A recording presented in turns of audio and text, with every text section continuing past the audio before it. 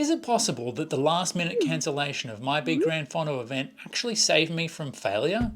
I had really big aspirations for this event.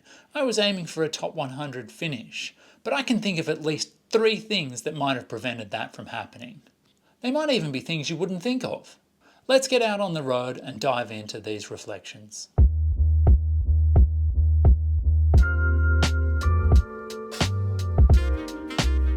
I was chatting to another YouTuber about this the other weekend. It's kind of like the cycling YouTube conundrum. When do you film and when do you just ride?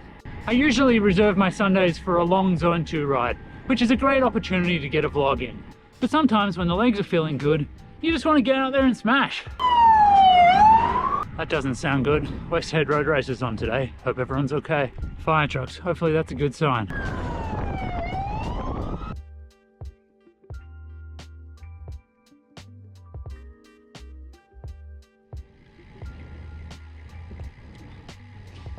Okay, nutrition is the first reflection. I went into this race with a 300 gram of carbs, precision hydration and flow gel. Had in a flask. I love the flask, it's so easy. No stuffing around with little packets or screw bottles or whatnot. I had 2 750ml bottles with 45 grams of carbs in each. That had me at around about a total of 400 grams of carbs. My intended race time was somewhere between 4 and 4.5 hours. So this was about 100 grams of carbs an hour. I did plan to make one rapid rest stop just to fill a bottle of water and potentially pick up another gel and drink mix there if necessary.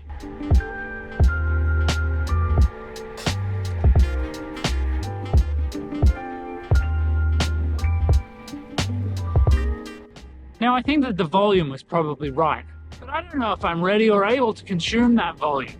Or maybe more, I just haven't tuned my mindset for the frequency necessary to get all of that in over the course. Ultimately, I probably just shouldn't assume that if you plan it and pack it, you'll eat it. You gotta practice these things.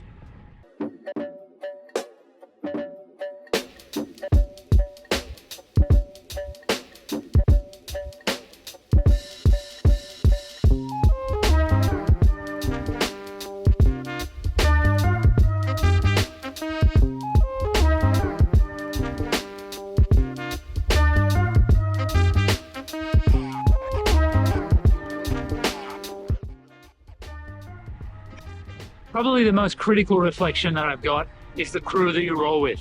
This is something that I said in preparation, but I don't think that my preparation was enough. Now my plan was to arrive early and wrestle my way to the front of the first group starting after the Highlanders. Now this is a fine strategy, but I don't think it's enough on its own. I genuinely think that you want to arrive with probably 3 others. A group of 4 probably feels like the appropriate amount for taking on an event like this. It's critical that that group that you bring are able to roll with pretty much close to your speed.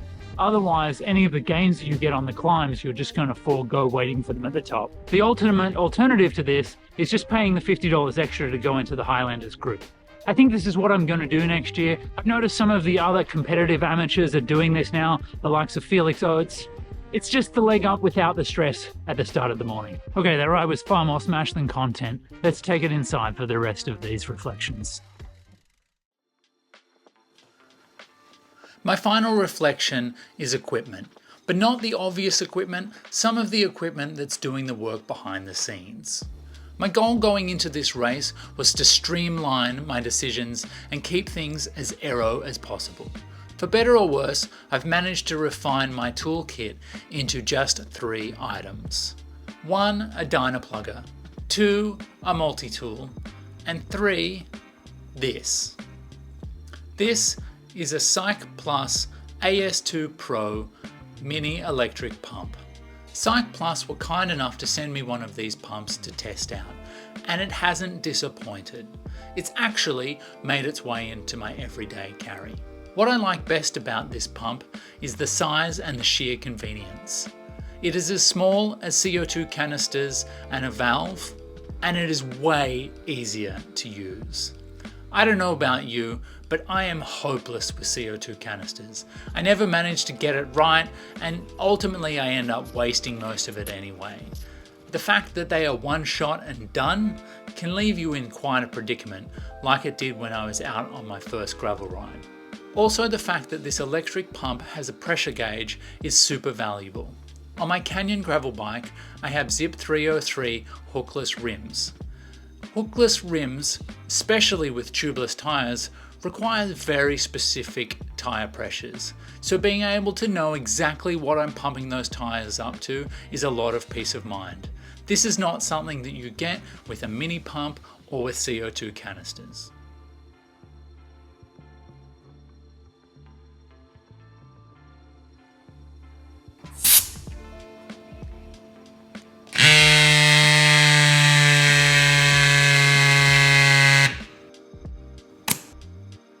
If you're interested in checking out one of these CYCPLUS mini electric pumps in more detail, I've included a referral link in the description. Treat yourself and support the channel. I appreciate it. In a race scenario, I think this toolkit is the perfect combination. It assumes that you're running tubeless tyres, and obviously if you have a more serious flat, you might need a few more things, like a spare tube, tyre levers, and maybe some spare sealant. But if you face that situation in a race, it's pretty much race over anyway, or at least losing the bunch that you're working with. So in that situation, I'm happy to lean on the sag wagon, a good Samaritan, or maybe the dreaded Uber XL callout. Another novel equipment inclusion that I had this race is for race numbers. For these classic style fondos, you get sent out the standard sticker sheet and dinner plate number for your bike. With a little bit of pre-planning, you can make sure that you wrap your dinner plate number around your head tube rather than just hanging it off your handlebars and headset where it flaps around. For my seat tube number, and more importantly, my timing chip, I purchased a small race number mount that would integrate with my existing Garmin Varia mount on my seat tube. Instead of doing the normal bodge I do every year, misaligning the wrap of the race number around the seat tube, I was able to stick the number and chip to a small sheet of plastic which I was then able to mount in this race number mount. The result was a fairly streamlined solution, and it cut out that annoying flappy flap as you ride along. I will also include a link in the description for Concentric Cycling, an Australian company that 3D prints these mounts, if you'd like to check that out as well. I really have no way of measuring the impact of this or whether it improved my performance, but the reduction in the noise was enough to satisfy me. The last thing that I'll mention is my computer mount. What a nightmare. In case you missed it in my barrel video, I was riding along early in the race and my bike computer snapped clean off. I really have to own this mistake myself. After getting the oversized Garmin 1050 head unit, I came up with what I thought was a fairly clever hack for extending my bike computer mount to fit the large unit. The solution has been working really well for the last 3 months, but the rugged roads around Barrel prompted me to over-torque the mount to keep it in place, ultimately resulting in the tiny fitting that extended the mount snapping. Fortunately, I had the tether cable on my Garmin head unit, which meant that it survived. Had I have not had that on there, I would have had a smashed Garmin. Had this have happened in a race scenario, it would have basically been race over. I had to stop and remediate this situation, untether my bike computer and put it in my back pocket.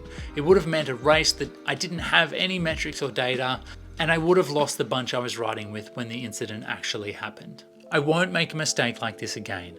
Going forward, I will be using the stock mount, or I will be sourcing something that's more appropriate for the bigger head unit.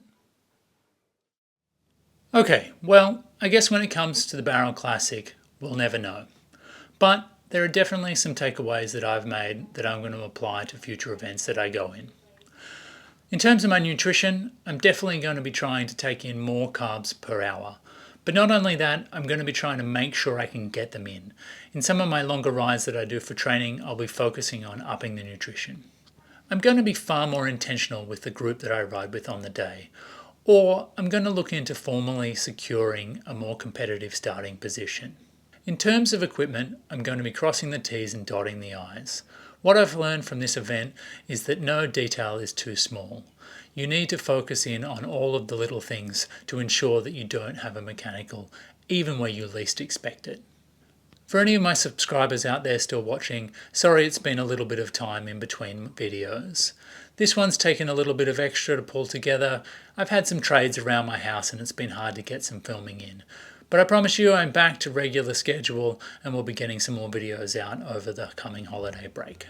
The one question I do have to you though is what content do you enjoy watching the most?